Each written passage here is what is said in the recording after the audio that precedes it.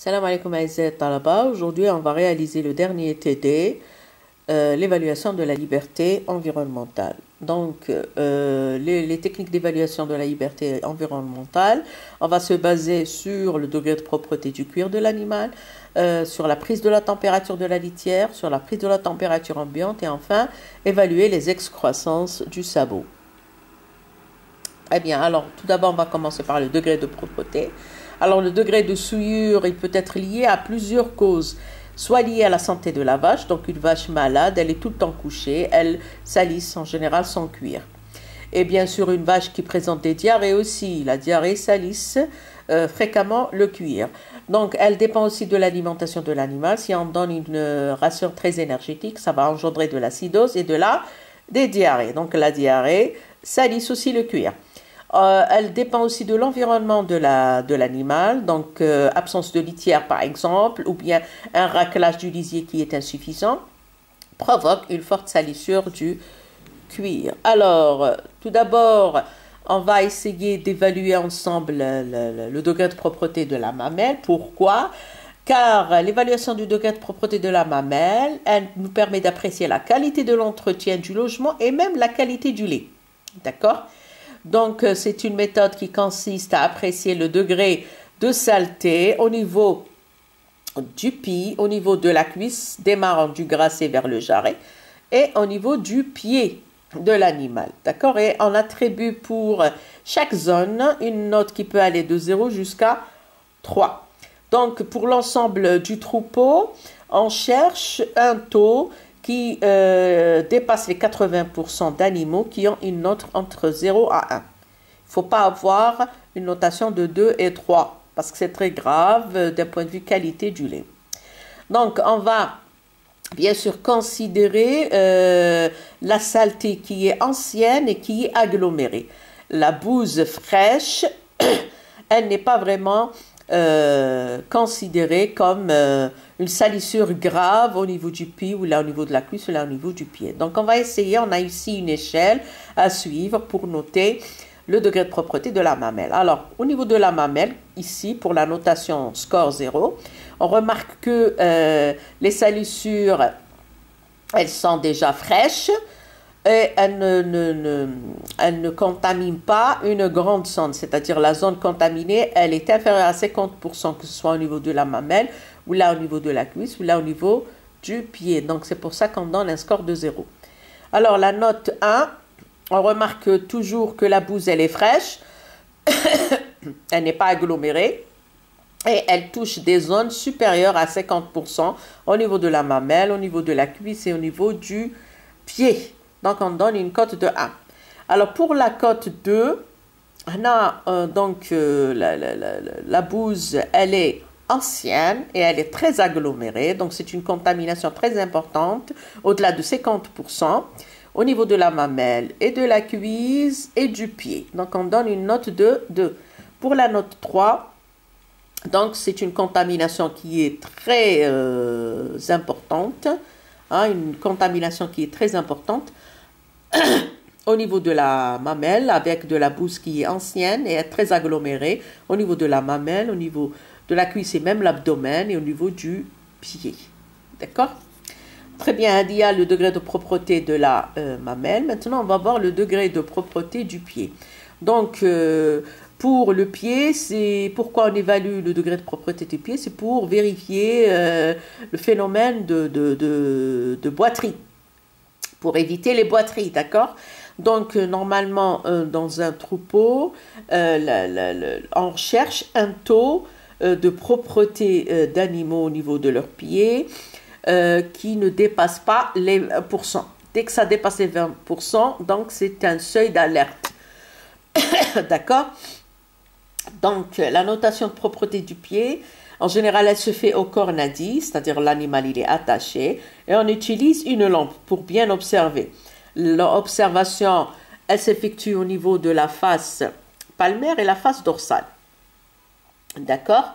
Et en général, lors de boiterie, on note que les pieds sains, on ne note pas les pieds malades. D'accord?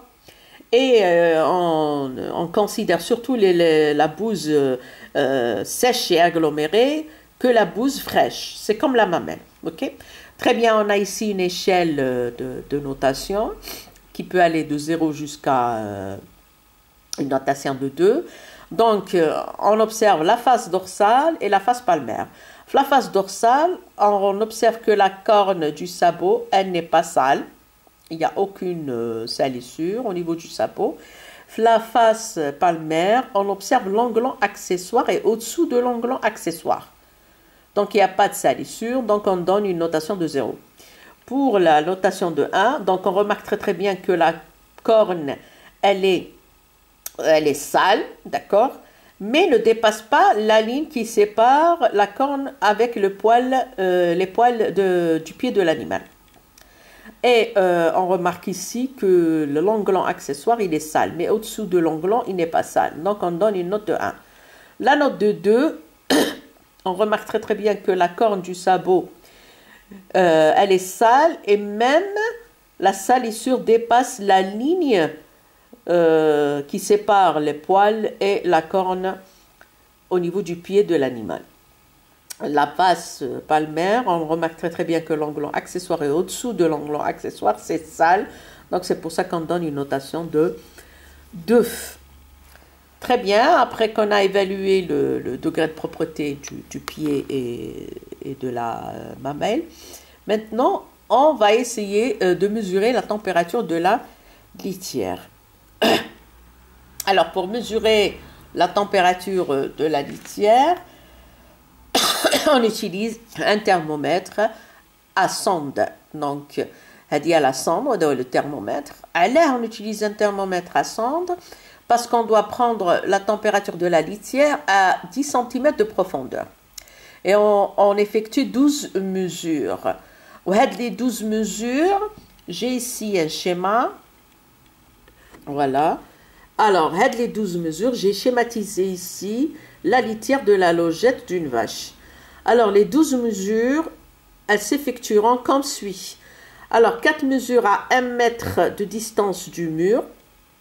1, 2, 3 et 4. Et 4 mesures à 1 mètre de distance de couloir. 1, 2, 3 et 4. Et 4 mesures au niveau du centre de la litière. D'accord ? Donc, bien sûr, on va faire la moyenne des 12 mesures pour faire ressortir la température de la litière. Et il faut éviter, bien sûr, de prendre la température où les animaux viennent de se coucher parce que c'est un endroit qui est chaud. Et il faut éviter les endroits souillés parce que les endroits souillés, c'est des endroits où il va y avoir un fort développement des bactéries. D'accord? Donc, on aura de fortes température à ce niveau, donc ça va fausser nos résultats, d'accord? Donc, lorsque on fait la moyenne des 12 mesures et on trouve que la température dépasse 36 degrés Celsius, donc il faut faire un curage de la litière, il faut l'enlever complètement et placer une autre litière propre, d'accord? Concernant la température de la litière, on fait aussi l'évaluation de la température ambiante grâce à un thermomètre d'étable qu'on va voir, Inch'Allah, lorsqu'on va réaliser le TP. Donc, il faut noter les scores. Comment noter les températures ambiantes? Donc, on a le score 1, c'est lorsque la température dépasse 35 degrés Celsius. Score 2, lorsque la température dépasse 30 degrés Celsius. Score 3, lorsque la température est supérieure à 20, c'est-à-dire entre 20, 21, 22, 23 jusqu'à 25 degrés. Le score 4, lorsque la température elle est de 12 à 18. Et le score 5, c'est lorsque la température elle est inférieure à 8 jusqu'à 10 degrés Celsius. Donc, le meilleur score, c'est le score 3. OK? La dernière technique pour évaluer la liberté environnementale, c'est l'évaluation des excroissances. Alors, je m'intéresse les excroissances. Les excroissances, c'est des anomalies de pousse de l'onglant.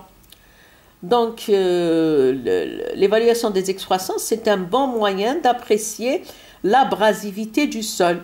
Il y a eu des études qui ont été faites. Ils ont comparé le sol en tapis et un sol en béton. Ils ont constaté que le sol en tapis ne facilite pas l'usure de l'onglant par rapport au sol bétonné. Le sol bétonné facilite l'usure de l'onglant. Donc, on évalue les excroissances on parle plutôt d'une excroissance lorsqu'un sabot a une pousse anormalement longue quand la longueur dépasse les 7 cm entre la base du sabot, le bourrelet, et la pointe du sabot. Donc ça dépasse 7 cm, on parle d'excroissance. Donc on a ici une échelle à suivre. Donc on parle d'une excroissance interne lorsqu'on a une pousse anormale de l'ongle interne. On a une excroissance externe lorsqu'on a une pousse anormale de l'ongle externe. Et on a l'excroissance des deux onglons lorsque on a une pousse anormale des deux onglons. Voilà, on en a terminé avec l'évaluation les techniques d'évaluation de l'environnement, de la liberté environnementale. Nous allons, Inch'Allah, les séances de TP. Salam alaikum.